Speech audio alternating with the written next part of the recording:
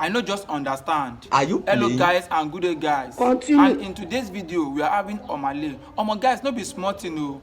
Omah Lay attack WIZKID for insulting Davido and Don Jazzy as he call WIZKID music trash.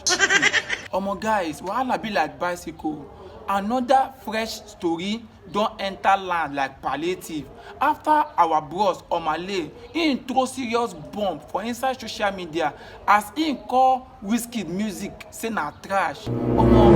After WIZKID don insult Davido and Don Jazzy, na him Omah Lay come enter for online. He come start to dey abuse WIZKID unto say wetin, because we never know which side Omah Lay dey, whether na dem WIZKID side him dey o abi him dey with dem Don Jazzy and Davido. But now make I tell una the full story, as in the full gist. Omah Lay don took to his Instagram post now. He don talk say he no dey fear anything, make people no dey use small pikin eye dey look am again, because he get right to throway, as in he get right to vomit anything wey dey for him mind. Okay guys, now make I no cap too much. I would like to leave the rest of the video for you guys to enjoy, and before I do that, please guys, don't forget to drop your own comment in the comment section below, because this one na story wey be say everybody gats know wetin end am. You know, when two elephants are fighting, you know say na the small small antelope na dem go do wetin,